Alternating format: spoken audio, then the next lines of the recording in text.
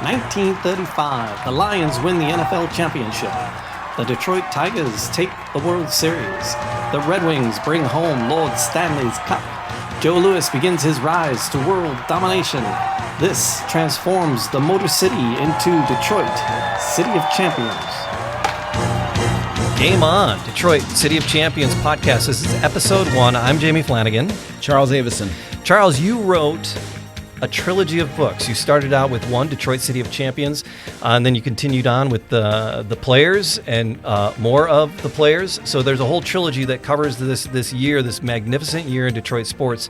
1935, what led up to it, the ripple effect afterwards, but really 1935 is the crux of what's going on in these books.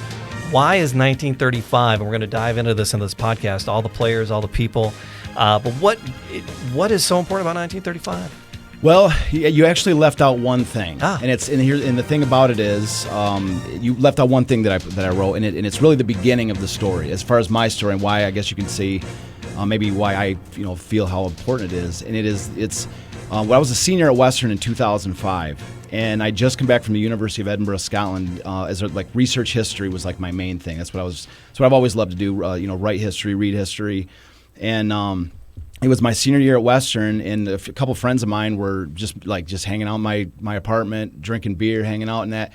And one of my friends had an old Detroit Tiger media guide, and we were just going through random facts and figures, like some sports nerds, I guess you could say.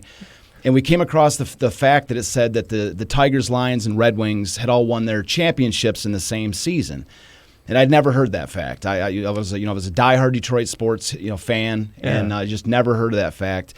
In fact, I didn't even really know. That's why we were looking it up, because I didn't even know what year the Tigers had even won their first championship. I thought maybe the Ty Cobb years did. Ty Cobb did at some point, and I didn't know at that point. And so anyways, so when my friend read this fact that it said that the three teams that all won their championships in the same year, I thought it was pretty, kind of a cool fact.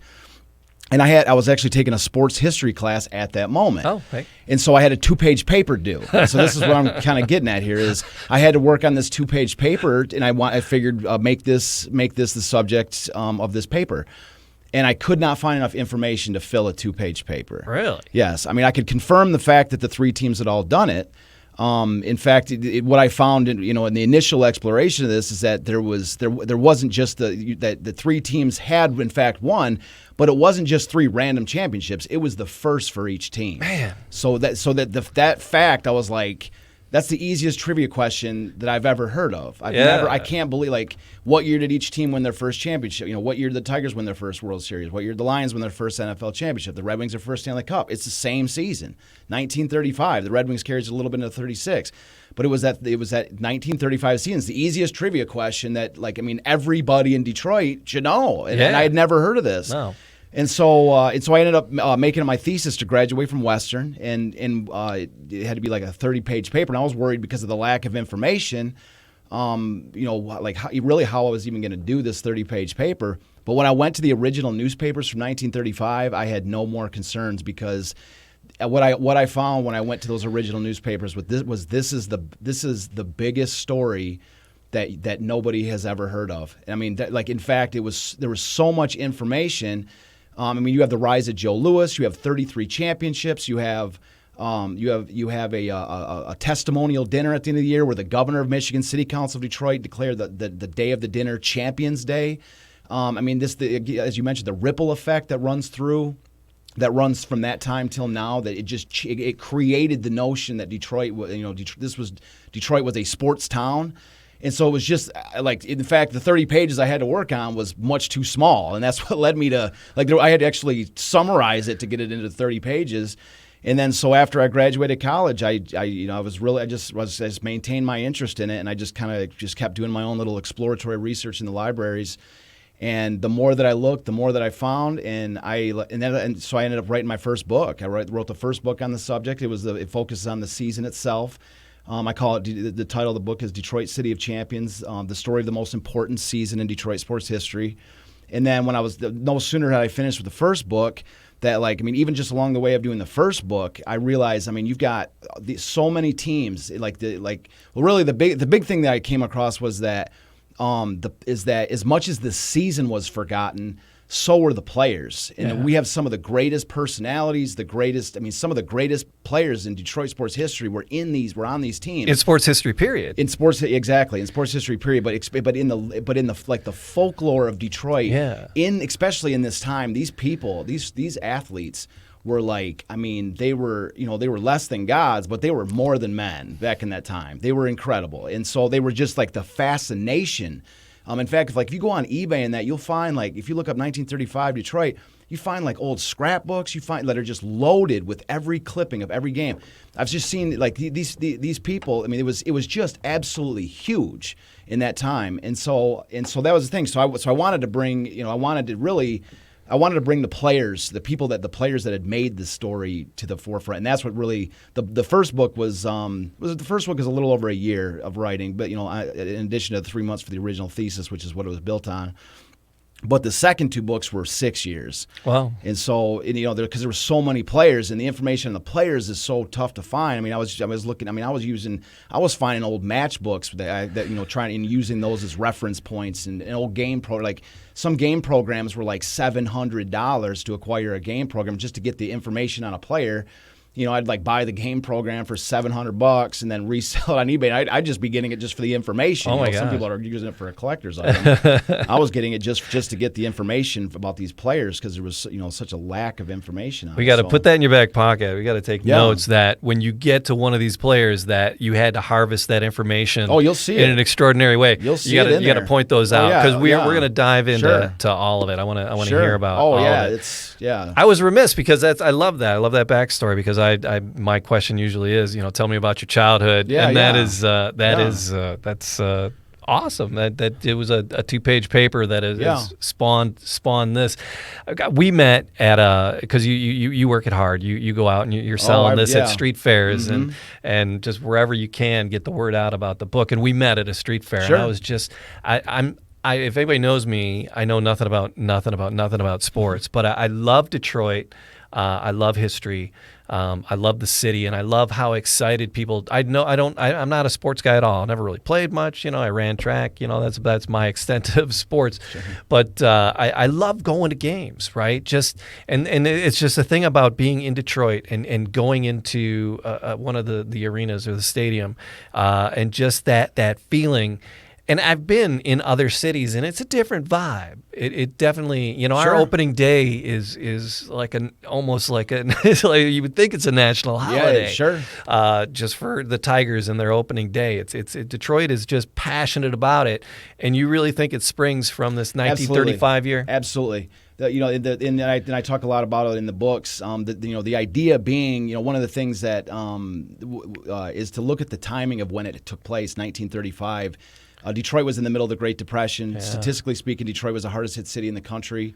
Detroit was going through hell at that moment. I mean, they'd been through hell. Maybe they're a little bit, coming back a little bit.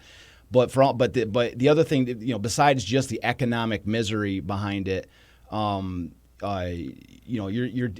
dealing the teams themselves. It's a completely different sports landscape in the middle of the 1930s. And really, that's kind of where the story begins because for the Tigers were terrible prior to 1934. The Tigers really came out of nowhere in 1934. We know what that's like. But the Tigers were prior to 1934. The Tigers were absolutely dreadful. They were terrible. They finished in 5th place. 5 consecutive years. They were terrible. Right. Out of 6 teams. No, there was. Right there. I think it was 8. What was it? 8 or 10 teams. Okay, yeah, yeah, but they were middle of the pack at best. They call them second division. They were called a second division team. And so, anyways, they so the Tigers at the end of 1933. There's a guy named a newspaper reporter called Iffy the Dopester, and so Iffy it's crazy Iffy the because Dopester. It's crazy because it's weird because somebody has written on the name of Iffy I've seen when I was growing up I saw a couple Iffy the Dopester articles and I can't remember if it was a modern day person and taking their name but it was. I want to start a band called that. His real name was Malcolm Bingay, and he'd worked for the Detroit. I believe he worked for the Detroiters and the Free Press. But anyways, Iffy the Dopester. So at the end of 1933, the Tigers were absolutely dreadful. The players were either too young or they were too old. And the owner of the Tigers, Frank Naven, his health was absolutely terrible. It was so bad that that there was people, like all of his closest friends and advisors were telling him, "You've got to sell the team. You've got to sell the team. You're just for your own health because it's killing you." But anyways, the sports landscape in 1935, I guess, is what I'm trying to hone in on. So the Tigers were absolutely dreadful. Their attendance at the end of 1933 was the worst it had been since 1907. Oh, it was. I mean, in the middle of the Great Depression. People Yeah. got way better Yeah. things to do than go spend what little money they have on watching a team that reminds them on a daily basis of their current sad sack situation. And so that the attendance was horrendous. Again, there's no really excitement with the Tigers team. And then the Lions didn't exist. There was no Detroit Lions. The NFL tried 3 times prior to the 1934-35 to bring an NFL team in the city, and they had failed 3 times. And so of course Detroit was an attractive destination for an NFL team, but without any, in the middle of the Great Depression, I mean they had failed 3 times in the Roaring '20s, and so there was no chance to bring an NFL team in the middle of the Great Depression. I mean, maybe a 4th chance to bring a team when would be might be possible, but not till after the Great Depression was over and people had money. And then so the Detroit Red Wings, they changed their name 3 times in 5 years. I mean, this was the 3rd name of the team, and so the fans that came to watch the Red Wings, the fans that came to watch the team, you have the coaches and the Red Wings owners at the time like almost depressed because what little Detroit was not a hockey town at that time. Yeah. In fact, the main bulk of their attendance was Canadian fans coming from Windsor. So it created this strange appearance at the games where when the Red Wings were losing, the fans were excited. And when the fans, you see what I'm saying? Like the awkwardness of the, so whenever the Red Wings score a goal, everybody's all mad. That's not sustainable for players down on the ice are like, do people not know how this works? Exactly. You're supposed to cheer for us. Yeah, exactly. So the Red Wing, they're like, well, we're barely surviving, so they can't like throw the Canadian, like, no, we want only Detroit fans because they're it created this really strange scenario. Where was the league at that point? Because you hear so much about the original 6. Great question. Yeah. Well, at that time there was 8. Okay, so it had been up. It was up to 8 at that point. Yeah, I mean it fluctuated a little bit. Sure. Like in 1933, I forget because you had Ottawa. Ottawa was, I think there might have been 9 in 1933, but in 35, 36 there was 8 because there was a lot of fluctuation within those couple years. So that's one of the things. The original 6 refers to the idea that the Great Depression knocked off 2 more teams off of those 8, and so when the Great Depression was over, there was only 6 left. And that's why they say the original 6, because the original 6 actually refers to the 1950s era where there was only 6 teams left. Okay. So it's kind of a misnomer because people say the original 6 like those were the first 6 teams ever in NHL history. There was way more teams before the original 6, way more. I mean, there was at one point I think the league was up to 10 or 12 teams. There was a lot of teams. And, changing their names and everything like this. So well, that's when you said that the Wings had changed their names 3 times, and I'm like, well, they're the original 6, and this is already 1935. Yeah. What how does that original 6 come into play? Yeah. So I'm sure when we do, because we'll do an episode just on the Wings, there's some fantastic. So the Red Wings have some of my favorite stories. They're just such a great. We'll dive into that. Yep. So there's the landscape for it. It's dreadful. That's what I'm saying. So it's a horrible. So it's not just a rough economic time, but just to summarize. Tigers are dreadful. Lions don't exist. Red Wings have changed their name 3 times in 5 years. And the joke around town at that point was that Jack Adams, who was the coach and general manager of the team, was exchanging potatoes for tickets. Like that was the joke around town because like nobody cared. They're like, no, I don't even want to give you a potato for a ticket. They didn't even like that was the sports landscape. The Detroit before 1934-35 was the farthest thing from a sports town. There's one other thing too, Garwood, which I really can't wait till we get to Garwood. He was a speedboat racer, and Detroit was also the home of Garwood, and the speedboat racing was becoming supreme in Detroit at that point. So that really of all the sports, speedboat race. If you were talking about sports in the 1930s, speedboat racing was king. That was our point of pride, and that was it, right? Yeah, baseball and all that. Like they were. I mean, they were. Of course, they were Tiger fans. But usually like at that time it was really like the Tigers were a Detroit team. Like whereas now like Detroit, the Tigers Detroit, like everybody from Michigan identifies with the Tigers. Everybody from Michigan comes. There's like entire Michigan broadcasting networks. But at that time, Detroit was like really like the Tigers were like Detroit's team. And so it didn't have that radial draw like that. I mean, I'm not saying there wasn't people from Michigan, but it wasn't like it is today. That's for sure. And so that's what I mean. Like, so really, if you were to go back to 1930s and look at Detroit as a sports landscape, the primary thing that you would hear, the interest would be speedboat racing, and that's what I'm saying. Like this season, as we'll get into, is really the fulcrum. It's really the turning point for Detroit in 1 year. I mean, I even have quotes in 1936 after this it was all done. And they actually say in there, this was the birth of our. They say Detroit is the capital of the sports world, and they even say if you were to go back prior to this season, they're like nobody cared. And then they say like I have quotes from these writers at that time saying, the last 12 months have made everyone here a sports fan, everyone. And so it really was this in the middle of the Depression when you have all this, there was nothing really to get excited about. Detroit was the Motor City, but the auto industry was in the toilet. Yeah. This is years before, before Motown and music and all the things. So their main identity was in the toilet. And now they have a new identity as far as one of the great sports sounds in the country after having done something so incredible. So, but it was pretty dismal. So what was the turning point? Was it did the Tigers kind of take the lead on that? With what was the turning point? How did things begin to shift? So that's in the very first book I have a quote where it was so cool to see this article that I found.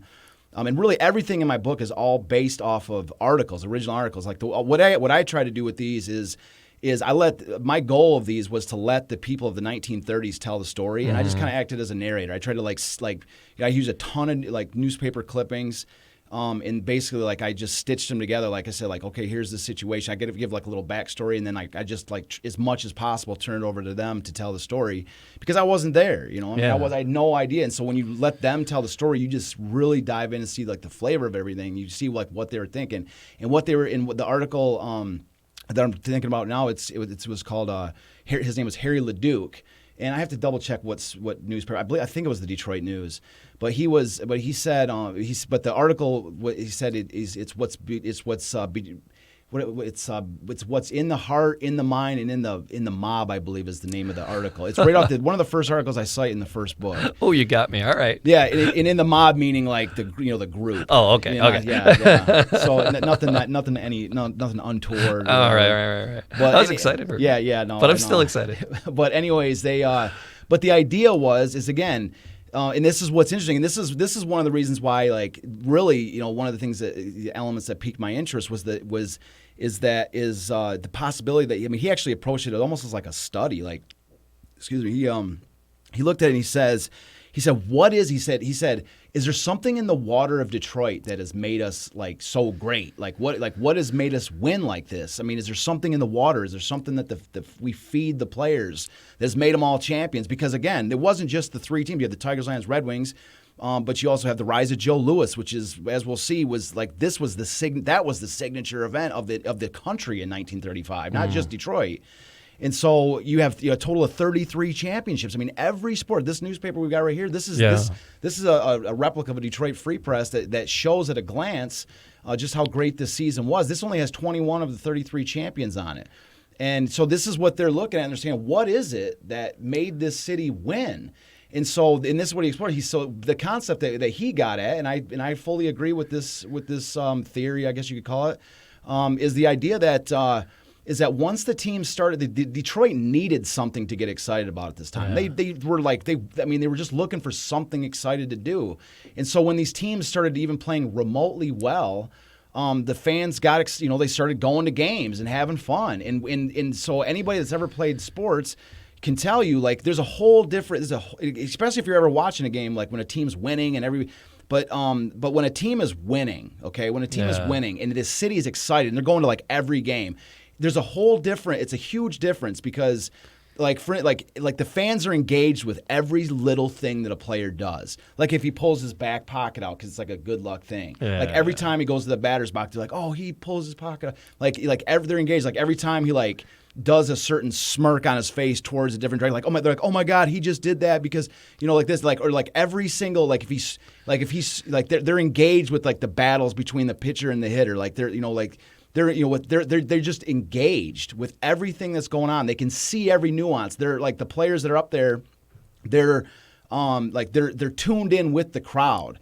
You see what I'm saying? It's a whole different. It's you see what I'm saying? Like the crowd is there to support them, rather than so. And he actually says his exact words were, he says in Detroit we say, go out there and give them all you got. Okay, we're with you. And instead of there's a whole different mentality saying, we just paid you a bunch of money. Now go out there, and if you don't win or if you don't produce, we're gonna boo you. There's a whole different thing. It's a whole different mentality when they're like, we're just behind you. And that was like this. That was like the sort of that was what they tapped into was like, we are with you. They're like the expectations were, especially in 1934, which is the primary year for all this. They were just with them. They weren't like there was real the expectations. Like, again, especially in 1934.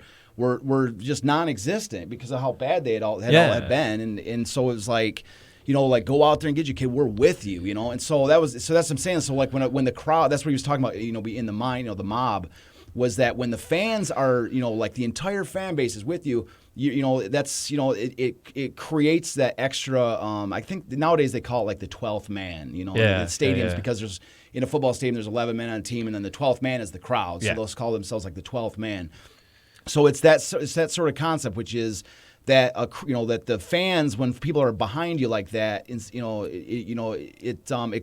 elevates you. It's almost, in a way, it's almost like a magic. It's almost like a magic. It can. I think that it can elevate a person or a team's level of play, and I agree. I think from everything I've read, I think that really was what led to this domino effect, where once these teams started winning, they just it was just like something that. It actually, as they got deeper into these seasons, there actually started to become more pressure. Like on the Red Wings now, like they had to win. Like the whole city was finally turning out for them to watch their games. They wanted to see this final piece of the City of Champions puzzle, and like so for them, like there was pressure on them. But I think that again, for a team that was playing in front of sparse crowds, all of a sudden now every single night's a sellout at Olympia Stadium with 14,000 fans a game. They just they're like, man, the fans are with us. They're really excited, and I think that's what elevated. That's what I think. So in the boating and Garwood, right? Mm-hmm. So people were really positive about him because he was just unstoppable. People were excited about that, and then it turns to the Tigers. So were the Tigers the first one on an upswing? Because you said the Lions didn't. Now we're getting into the story, and so it really bears. I was actually going to go for a second. I was going to go into it. We were talking about the 30s in general, the sports landscape. Yeah. But more specifically, do we need more background on the 30s? I think we're good.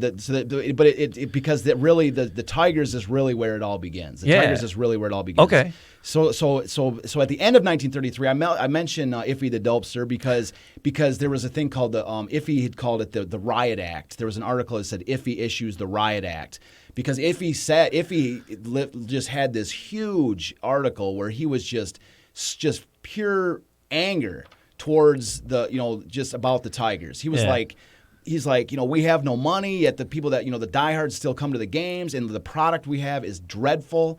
He was just like, he's like, either do something. He was actually like telling, the owner, like, do something or get rid of the team to somebody that can. Because, it was all, the article was like so angry about it. And so Frank Naven, again, I mentioned Frank Naven, the owner of the Tigers.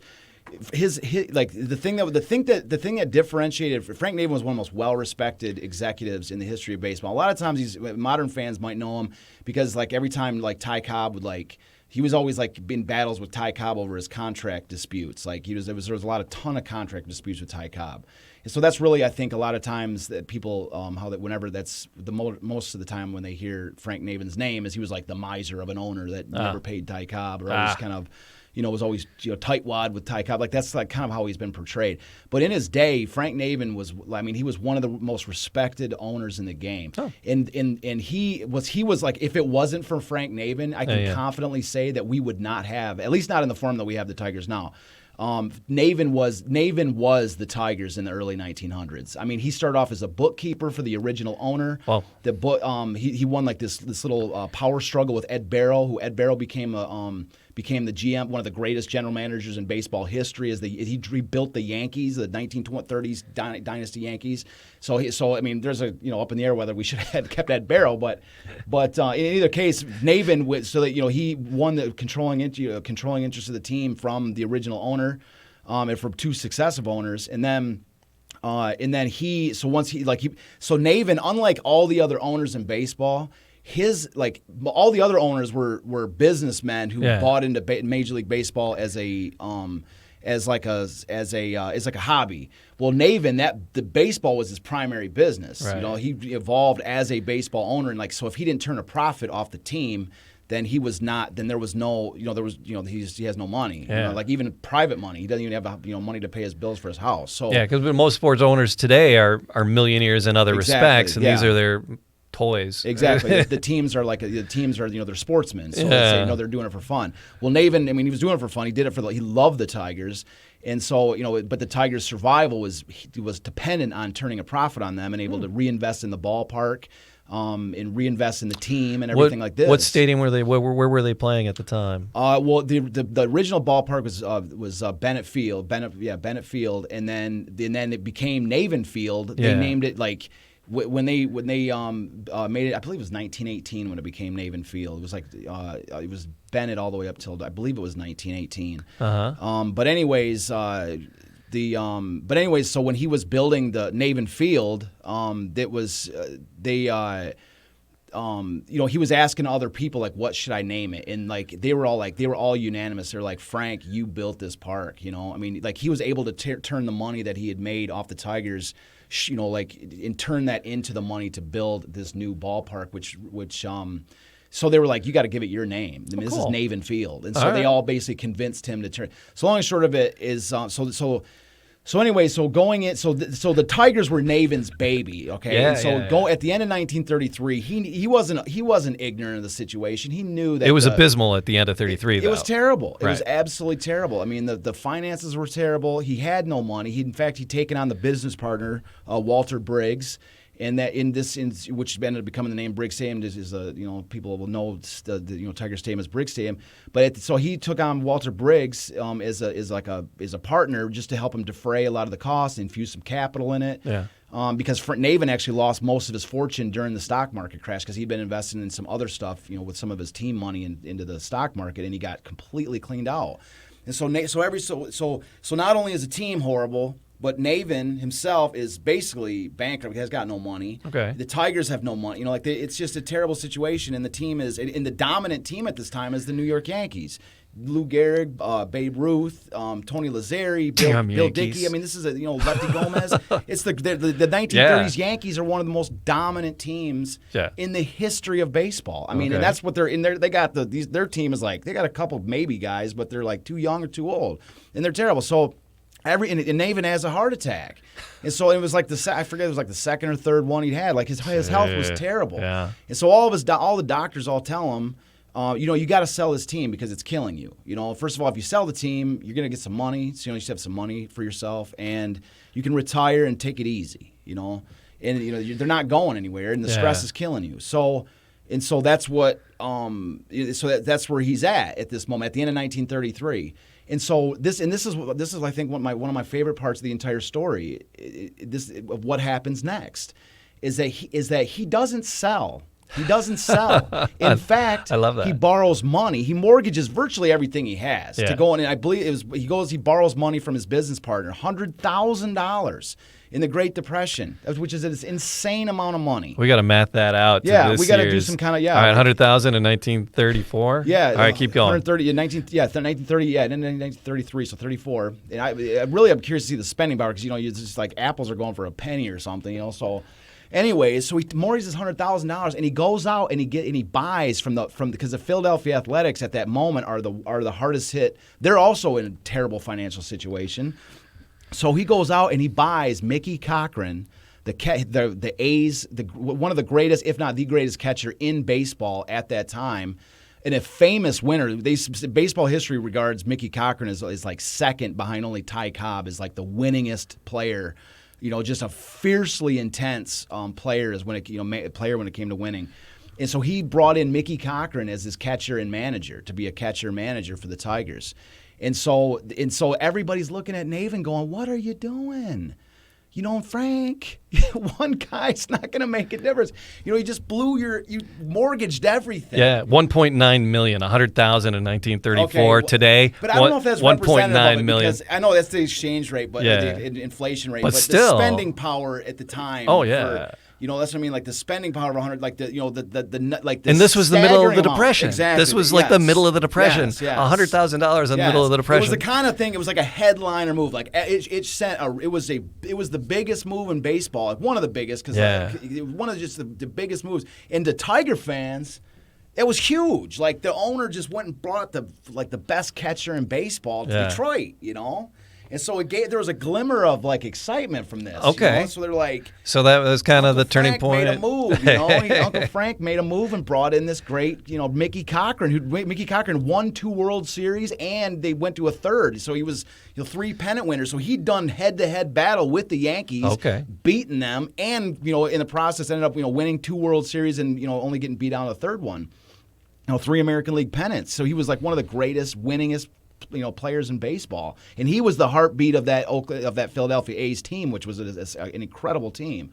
So, anyways, so it got excited, but the excitement only grew from there. Yeah. In the 1934 spring training, when Mickey Cochran gets there, and this right here is I think this is like just the greatest story. They ask, they go to spring training, all the reporters, as they normally do, they go to spring training and they give them the fairly bland question, hey, Mickey, how you think the Tigers are going to do this year, And, the normal sports answer is to go, oh, yeah, we're really going to try hard. We're going to do the best we can, like this. That's not Mickey Cochran. Did he point to center field? No, in a matter of speaking, yes, he did. He said, we're going to the World Series this year. I love it. We're going to the World Series. We're winning the pennant. And they look at him and they're like, Mickey, we can't print this. Mickey, you're in Detroit. Yeah, he's like, we can't print this. And what he tells them is this. It's like a famous line. This is supported by 3 different quotes and his own behavior, what follows. And because Mickey says, you know what your problem is? He checks these guys. He says, you know what your problem? He goes, when I was with the A's, we used to look forward to playing you. He's like, you guys. He's like, your problem is you don't know how to win. And you win by coming out and by believing it starts with believing you're going to, expecting you are, demanding it. That's where it all starts. You don't win by just like hoping you do. You do it by demanding it in doing, if you have to crawl through glass to win, you do it.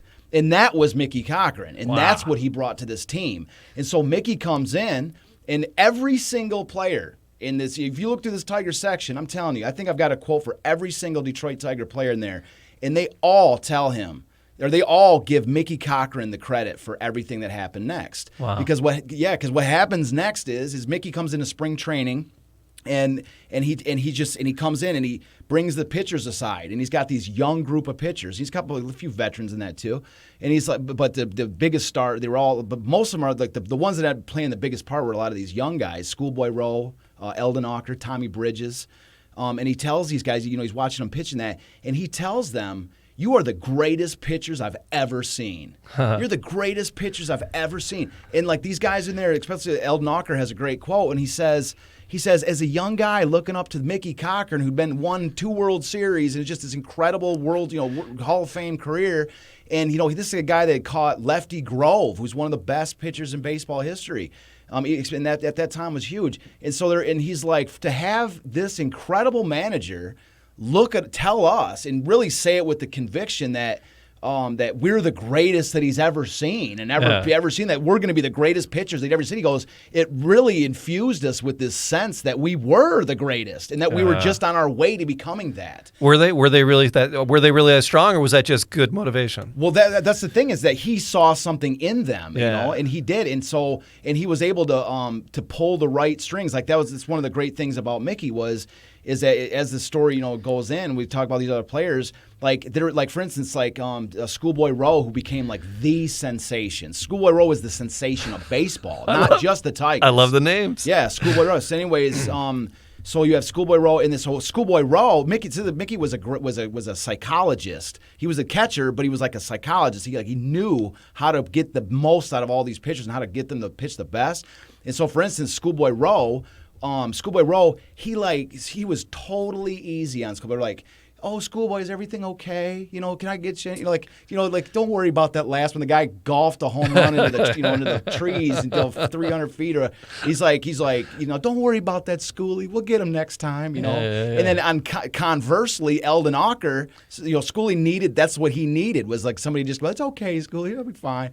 But for Eldon Ocker, he'd tell me like, Eldon Ocker would strike somebody out, and he'd be like, what are you doing? That last pitch was 2 inches too high. You got lucky on that. He rode him incessantly because he knew that Eldon Ocker pitched well when he was mad, when he was trying to prove something. You see what I'm saying? So there was like different psychologies for each pitcher, and that's just one of the many things that Mickey brought to the table.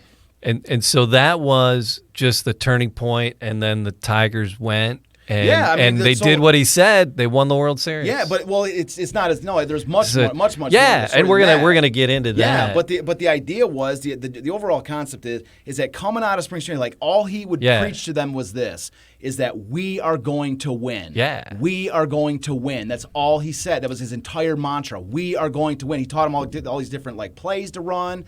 So like when a guy was on second, they would do this and these different like strategies and stuff. So he was more than just a catcher. He was the manager. Oh, absolutely. He ran everything. Okay. Yeah, he ran everything. And so he like taught them all these plays. And then their first spring training game against the Yankees, he told these players, he said, I don't want you talking to any of these guys. Don't talk to any of them. He said, we're here to beat the crap out of these guys and then get out of town and beat the crap out of the next people. Right. We're not here to make any friends. We don't like these guys. We screw these guys. That's what his mentality was. He was a winner in every sense of the word. And so that was his whole thing. So it was even Billy Rogel who the shortstop for the Tigers, who even said, if I can see if I can quote him off the top of my head, but he says he believed and he believed in us, and he said he believed that we were going to win, and he made us believe that we were going to win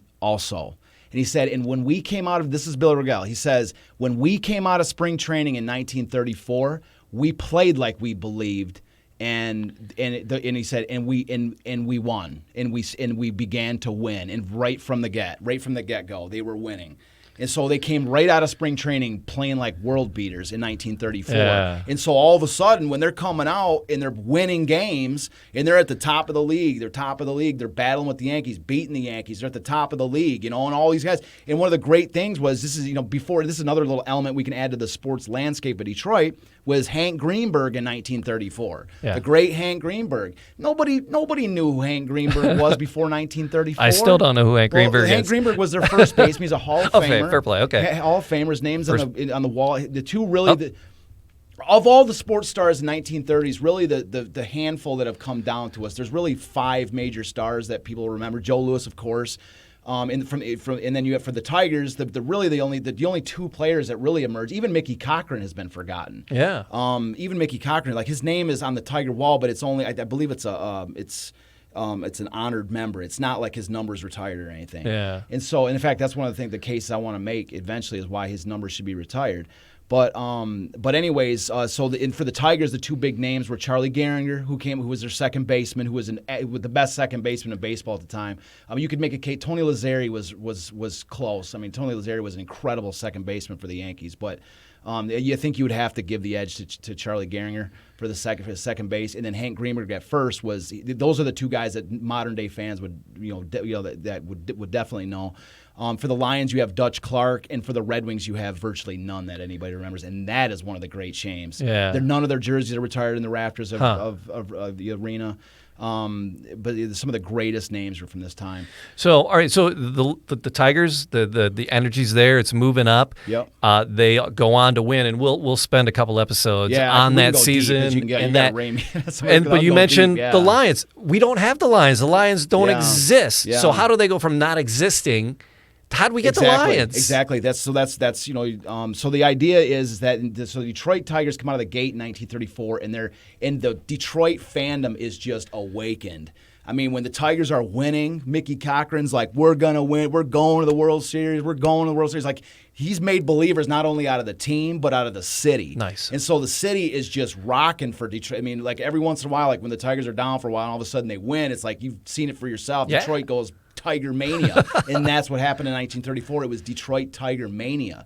So in the midst of this, at the end of 1933, as far as the NFL is concerned, there's a city called Portsmouth, Ohio, and there was a team called the Portsmouth Spartans, who were one of the best NFL teams. They were incredibly good. They were really good. They're really the three best teams in the NFL at that time were the Packers, the Bears, and the Spartans. Those are the three best teams. That you could throw the Giants in there a little bit, the New York Giants. You could throw them into the mix a little bit. But those were the three teams that were really battling for the number one every single year.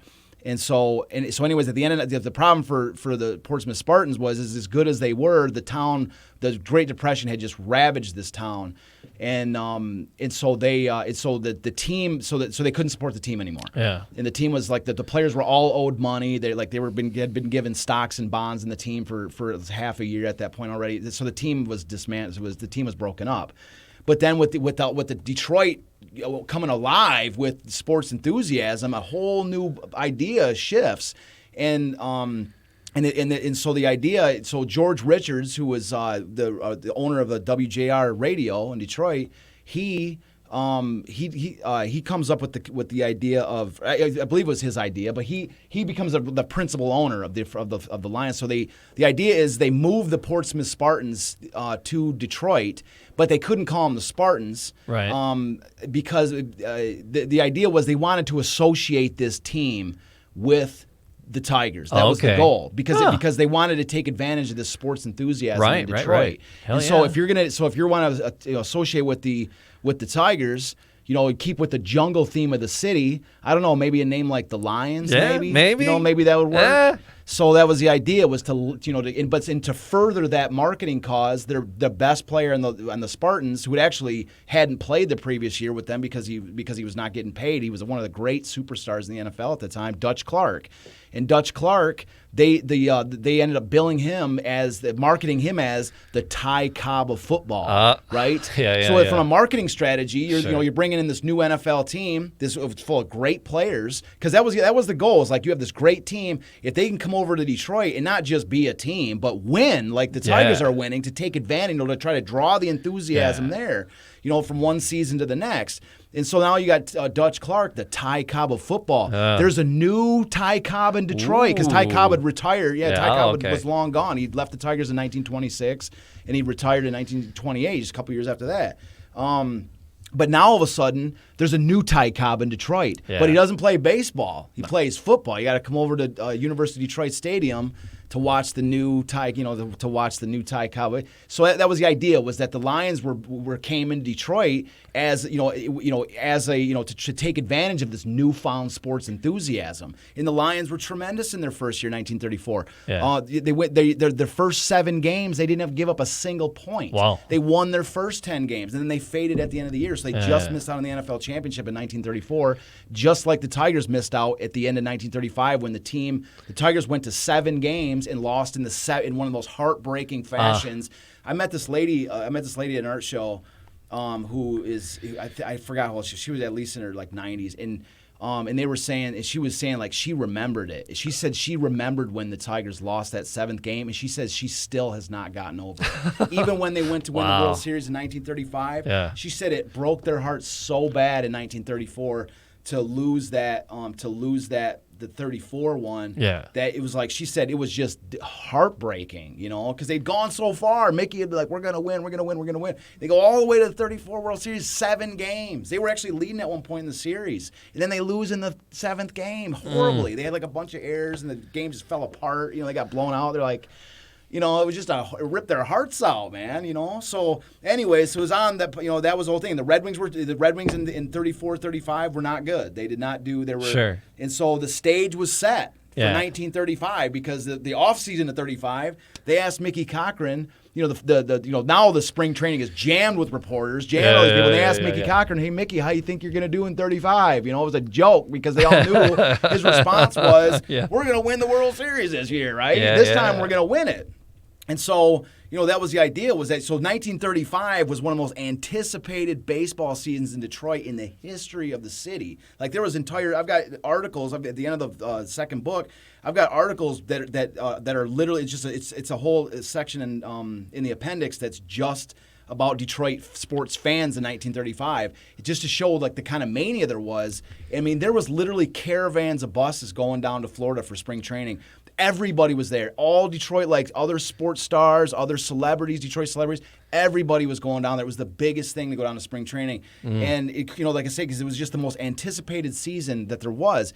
And so the Red Wings were not, unaware of this. And and they knew that this was an opportunity. If they themselves could tie into this excitement, then they could be part of this joy too. Maybe get some people cheering for them in their stadium. Yeah. Exactly. So this might be their moment to turn the ship around for their organization. And so the right off the bat in that off season of 34-35, the owner goes out and. James Norris goes out.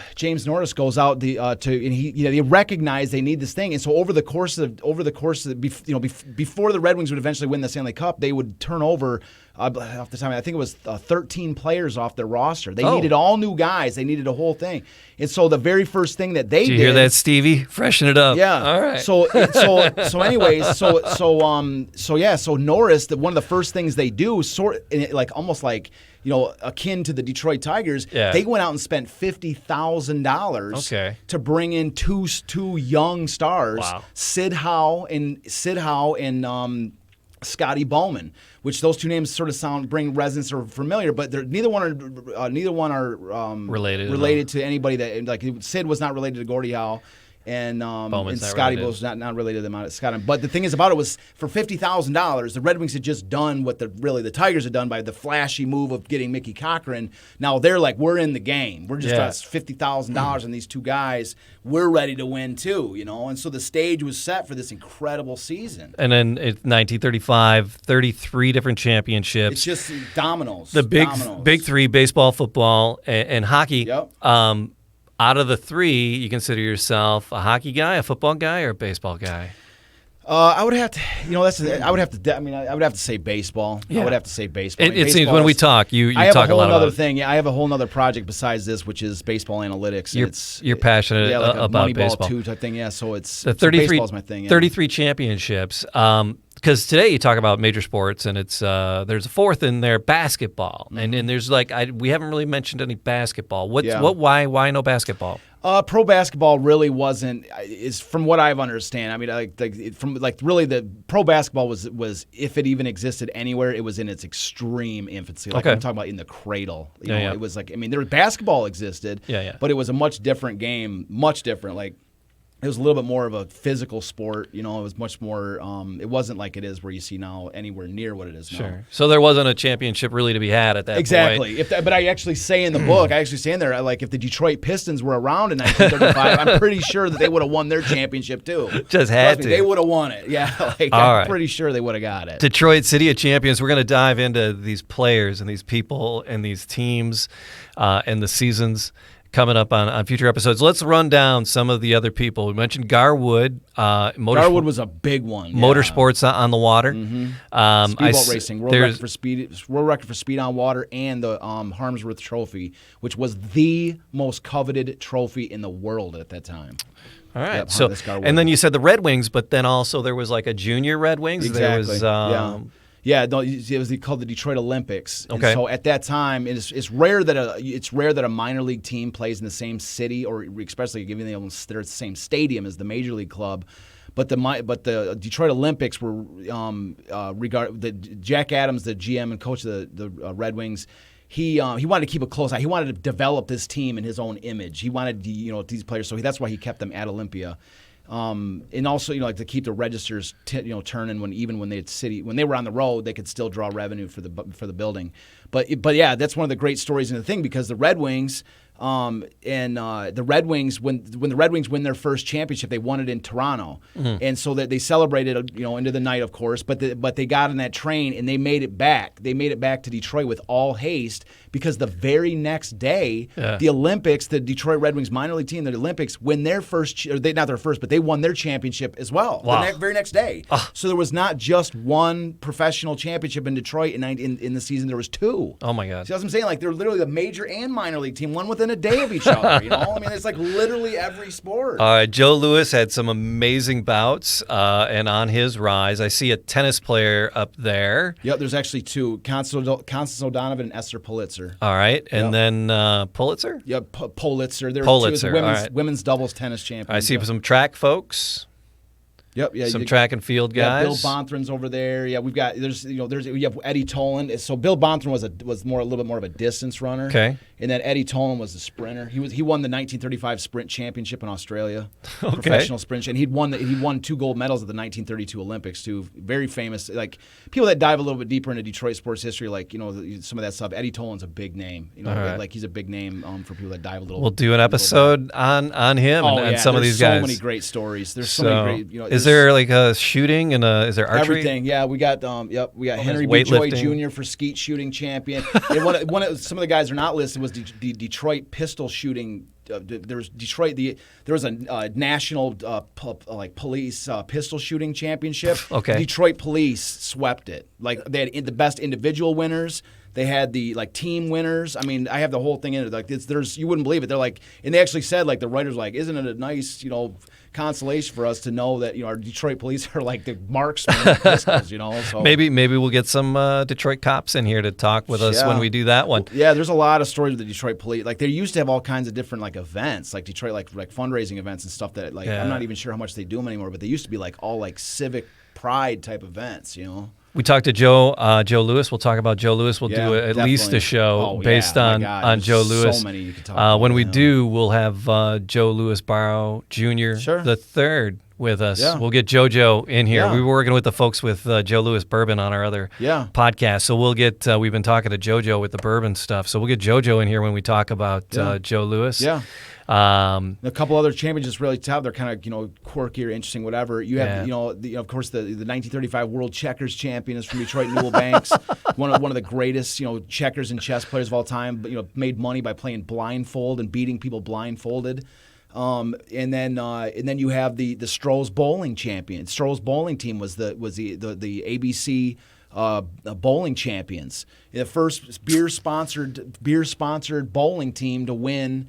To win a championship, to set that, they created, they were the ones that laid the foundation for beer companies to sponsor bowling clubs. And it was like that Stroh's bowling team. I can't wait to talk about them, because it's Corey's like, oh, we got his bowling team championship. But that team was one of the greatest bowling teams ever assembled. in Detroit in the 1950s and 60s, the Detroit became synonymous with bowling. Bowling for dollars. And Stroh's bowling team was the thing to be on. You wanted to get on that Stroh's bowling team so you could be make your way through the Detroit scene or whatever, professional bowling circuit. Yeah. Heading down to the Palladium lanes and Amtrak. There's a lot to it. Yeah. So that's what I'm saying. To answer the one question you had is this was the birth of the Detroit sports concept. The Stroh's bowling team gave rise to the the golden age of bowling in Detroit and all this other stuff.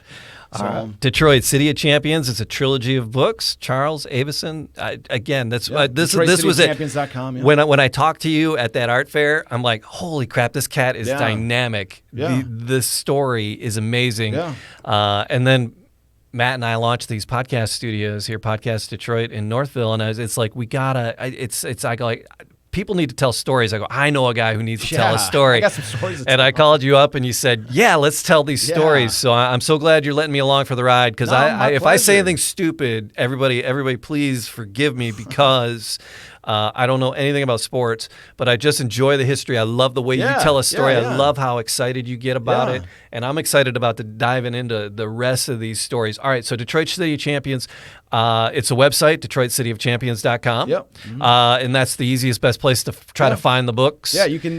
Because if the power goes out, and because with the world the way it is here in 2020, we're going for a total shutdown very soon. So you want hard copies of this to be able to read. Don't trust the internet for that's what I'm saying. Like entertain yourself. Yeah, we don't want. But all the primary sources you went to and you pulled from all these primary sources, so you have all these in these books, and it's just rich with pictures that are just have been. If you didn't recover these things, they'd be lost. There's this incredible plaque that we'll do a whole episode on the memorable plaque that was lost. And just buried, and how it made its way back into the museum. It really is an incredible story. I wrote a screenplay for a movie. I actually got it sitting right back here. You can kind of see it tucked back here. Yeah. So we got a movie ready to go to do like a Netflix miniseries and everything. There's a component that I actually want to sort of add to it, if we redo a rewrite or a little bit more to the screenplay, which is literally just following the story of this plaque that was commemorated, that was carved just for this story. Yeah. I mean, it was signed by Franklin Delano Roosevelt. It was signed by every governor in the country, recognizing Detroit as a city of champions. And it had this incredible journey. It vanished. I mean, nobody even knew it was like it was almost like Indiana Jones and the Raiders of the Lost Ark, where it was basically uncovered in a box in the basement of the Detroit Historical Museum. Right. And we were like, what is But how it got there, and don't spoil it. I'm not going to. But we're going to get the there. The journey of how it got there. I know. is just incredible. So I know. I think there's some really great stories. I'm just glad to be on here. I'm glad to have a different format because, again, like a lot of the times I tell the story, it's usually in like little, 2 to 4 minute sound bites at art shows and at libraries. I do some talks and this and that, but I always start at the beginning of the story for every time. Every time it's always from the beginning of the story, which is fine. Right. I love telling the story, but I'm looking forward to diving deeper into it. Yeah, bringing the audience along. Anybody that's like a repeat viewer, because there's so much to explore. It's just such. I mean, it's so much important stuff to explore, not just random little things. And the city needs it. The city, we need it. And just we need it. We need good vibes. So, but people will listen because they're going to stop right now and they're going to go and subscribe. Yeah. Nice. If you would do us that favor, do us that kind honor of subscribing, it helps. And then leave a comment if you could. We truly, genuinely appreciate it. Detroit City of Champions. There's a Facebook page. Me, DJJamieDetroit.com is all my crazy business. You can follow on all the socials. Follow us there and see what's going on. So DetroitCityOfChampions.com for you. And that's it. Detroit City of Champions. There's one in the books. That's number one. Yeah, great. All right. Thanks, Charles. Yeah, my pleasure, man. That was fun.